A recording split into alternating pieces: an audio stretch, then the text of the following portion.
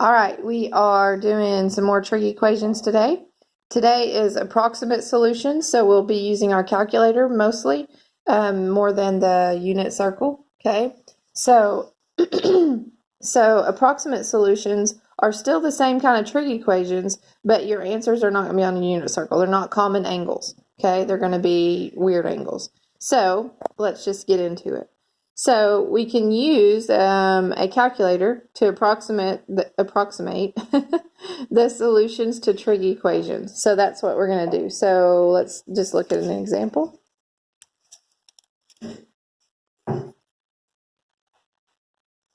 So remember when you're doing trig equations from the last lesson that if it has two different trig functions, you want to try to use identities to get one trig function to get it all in terms of one. If it doesn't, then you can't do it that way. You have to use both trig functions. You can also, you're going to replace the trig function with a variable. Okay, so let's look at this equation right here. So 8 cosine plus 3 equals 5 cosine plus 5. Of course, they're going to have x's in here. I just always forget them. Okay, so again, let's let a be cosine x. So then I get 8a plus 3 and 5a plus 5.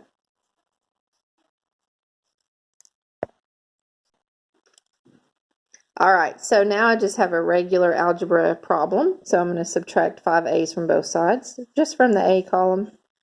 That goes away. Hopefully you guys remember how to do this. You are in trig. That gets you 2. Divide by 3. So a, which is cosine, is 2/3. Okay, so in my calculator, I'm going to shift cosine 2/3 equals. Okay. If your calculator is still in the mode from last time where it has the A, the B, and the C, to get it back in regular mode, you're just going to do mode and then 1, and it'll put it back in normal mode for you. Okay. So I'm going to type in shift cosine fraction 2/3.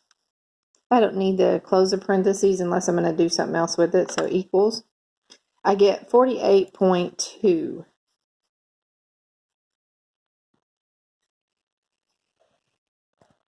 Now, if you remember from the last lesson, you get 2 answers on all these, right? So you're going to have to figure out what your other answer is because the calculator is not going to give that to you. All right, it only gives you one answer. So you're going to go back up to here and notice that the answer here, 2/3, is positive. Okay, so since 2/3 is positive, what you're going to do is you're going to use what I call the quadrant chart, remember, where you have what's positive and what's negative and all that kind of good stuff. Okay, so all are positive here. Sine is positive, cosine, tangent, right? So, so since cosine is positive, it's positive in the first quadrant. That's where I get the 48.2. But cosine is also positive in the fourth quadrant. So what I'm going to have to do is figure out what angle in the fourth quadrant would also give me that. So I'm going to give you a little kind of formulas for here for the quadrant chart. So if you get an angle that you need in quadrant 2, you're going to subtract from 180. Okay, so if maybe my angle is 95. All right. Don't you just love dogs? I had to pause it for a second. All right, I'm sorry. So say you get a angle that's maybe like 95 that's in the second quadrant, okay? Or you get an angle that's positive for sine, and you need to find in the second quadrant what that angle is. You would subtract it from 180, and it would give your second angle, okay? If it's in quadrant 3, you're going to add it to 180. And if it's in quadrant 4, which ours is, okay, because cosine is positive in quadrant 4, we're going to subtract from 360. So this is kind of a little chart that tells you what you're going to do. So since r's cosine is positive in the first quadrant, it's 48.2. Cosine is also positive in the fourth quadrant, so we're going to subtract 48.2 from 360 to get our other angle. Okay, so go over to your calculator. I get 311.8. So there is my two angles, my two answers. All right, so I call this the quad chart. So that's what I call it. That's not a technical term, but we're going to use it quite a bit. So you might want to keep it handy. As a matter of fact, I'm going to draw it on my unit circle page so that I have it handy.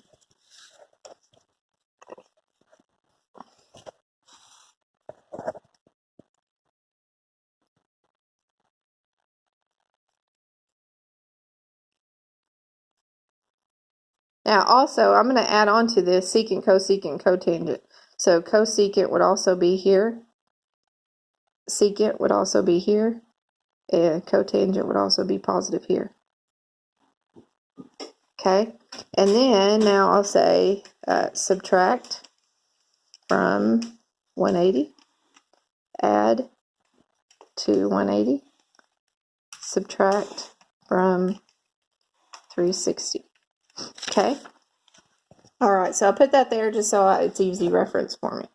All right, let's look at another example.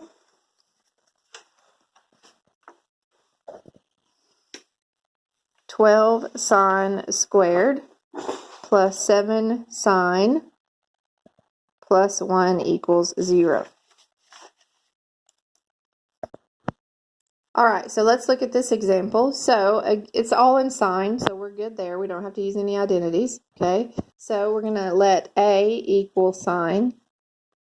So I get 12a squared plus 7a plus 1 equals 0.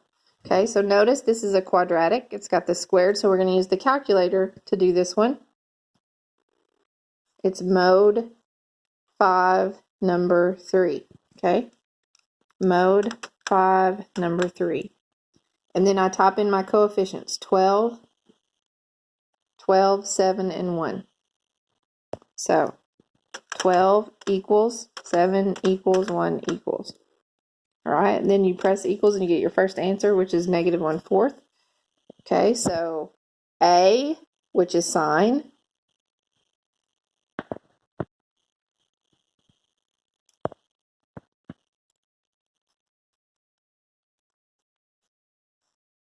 negative 1/4, and then my other one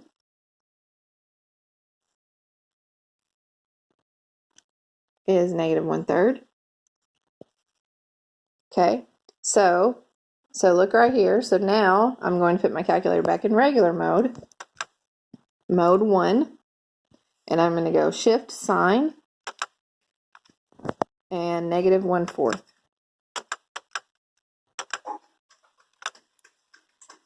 I get negative 14.5.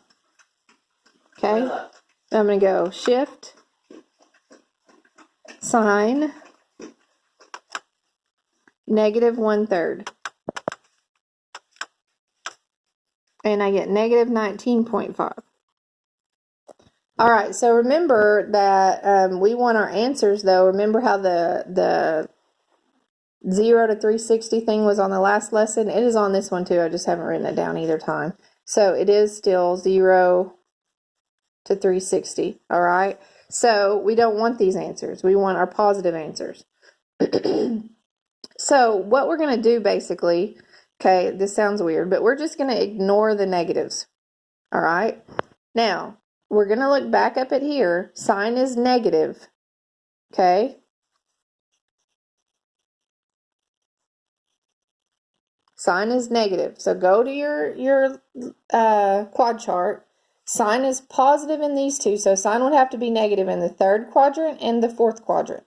So sine is negative here. So what I'm going to do is I'm going to ignore the negative on the 14.5. And since sine is negative here, I'm going to add 14.5 to 180. So I'm going to say 180 plus 14.5. Okay, and then I'm going to do the exact same thing for 19.5. All right, that's going to give me one of my answers for each one. This one's going to have 4 answers, unfortunately. Okay, sine is also negative in the 4th quadrant. So I'm going to subtract from 360. So I'm just going to say 360 minus 14.5.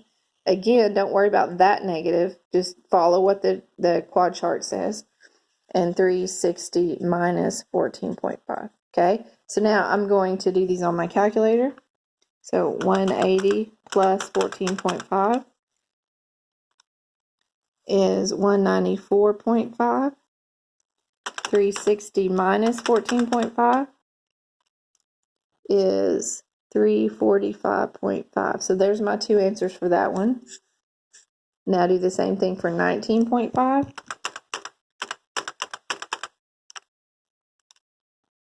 199.5 and 360 minus 19.5.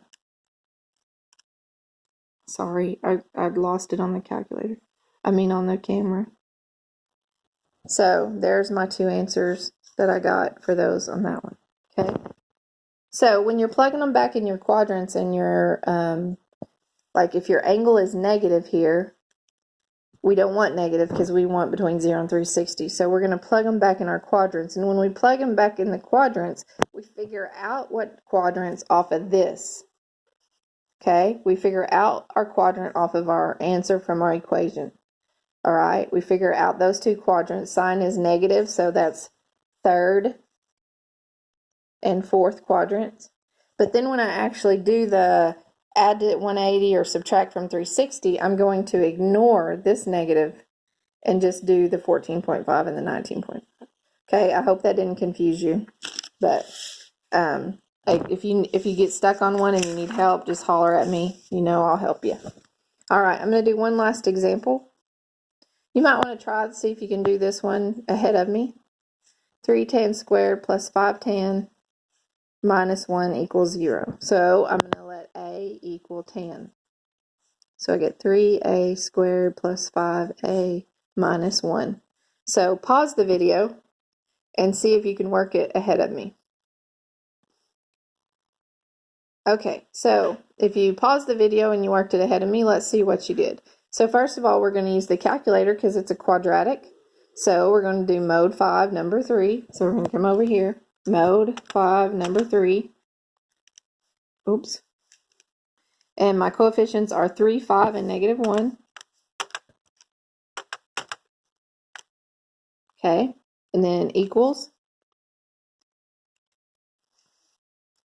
I'm going to go ahead and press STD and get a decimal here. So I get A, or tangent,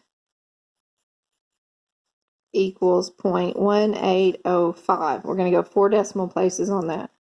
And then I also get my next one for 2, negative 1.8471. Okay. All right, so go right here. So tangent is positive. Tangent is positive in the 1st quadrant and the 3rd quadrant. Here, tangent is negative. So this is going to be the 2nd quadrant and the 4th quadrant. So I'll use 2 different ones on this. Okay, so just put that right there, but you need to do your shift, tangent, first. Okay, so we're going to find our actual answer. So shift tangent 0.1805. Well, nothing's going on. Put your calculator back in regular mode. That helps. Sorry. So shift tangent 0.1805 is 10.2, we'll say. And then on the other one is shift tangent negative 1.8471. So negative 61.6. All right, so So again, so this is first and third. So this is my first quadrant one. So this is one of my answers. This is my first quadrant one. Okay. So for my third quadrant, I'm going to add that to 180. So I'm going to add 10.2 to 180. So I get 190.2. I didn't need a calculator for that. I hope you didn't either. All right, so then on this one though, so this one is negative. So remember, we're just going to ignore this negative. We're going to go to the second quadrant. Second quadrant, we're going to subtract from 180. So we're going to do 180 minus 61.6. Okay, I'm just going to go over here. 180 minus 61.6. I get 118.4. Okay, that's one of my answers. And then for my fourth quadrant, I'm going to subtract it from 360. So I'm going to say 360 minus 61.6.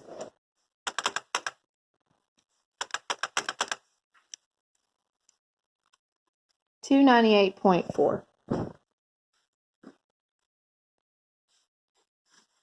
So there's my other two. Okay, so there's my 4 answers for that one. All right, notice I stopped after my equation solving to figure out what quadrants. That just helps me. And then I do my shift. And then this is my first quadrant one. This is my third quadrant one.